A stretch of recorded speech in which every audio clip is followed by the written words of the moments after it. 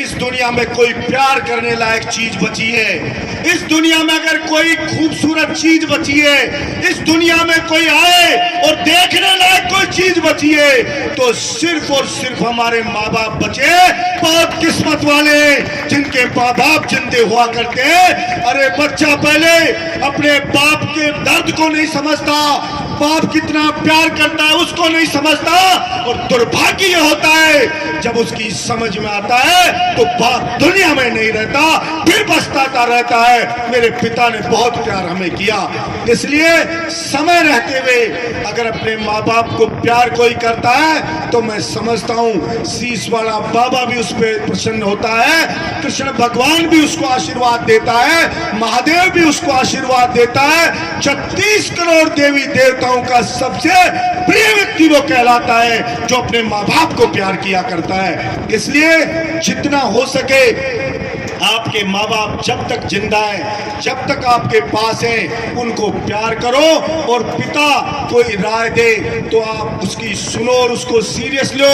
ये सोच लो कि मुझे ये बनना है, यस बनना है, तो उसे कोई नहीं रोक सकता, क्योंकि प्रत्येक व्यक्ति के अंदर भगवान बैठा है। और चाहे जो से करवा सकते हो, लेकिन उसके हिसाब से मेहनत आपको करनी पड़ेगी, उसके हिसाब से सही रास्ते पे आपको चलना पड़ेगा।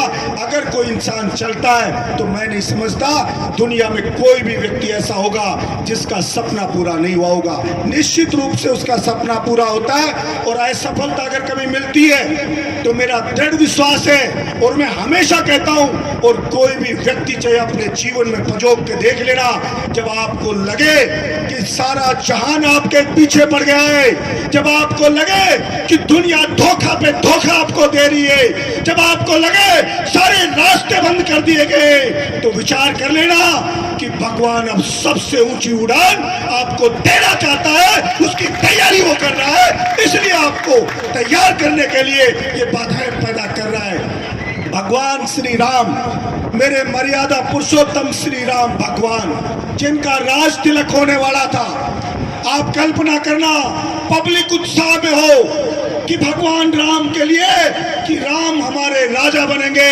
इनका राज्य अभिषेक होगा, और दूसरे ही दिन उनको वनवास मिल जाता है। 14 साल वनवास में जाते हैं। जब राम अगर तुरंत राजा बन जाते, महाराज दशरथ जी राजा बना देते, तो राजा राम कहलाते।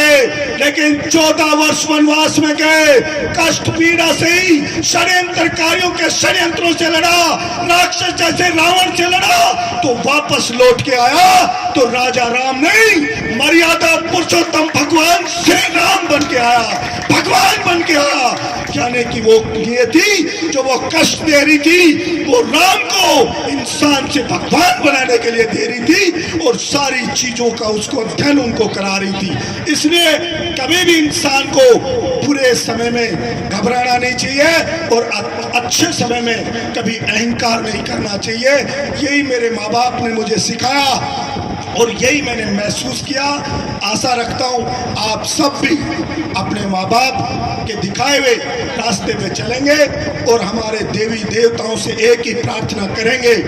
जैसे माँ बाप हमारे लिए मन्नत मांगते हैं, तो जवान भी मंदिर में जाए, शीश वाले बाबा के ढोक लगाए, तो वो भी ये मांगे कि मेरे माँ बाप को सुखी करना, मेरे माँ बाप का सपना पूरा कर सकूं, इस लायक मुझे बनाना। तो निश्चित रूप से कलयुग जाएगा और सतयुग आएगा।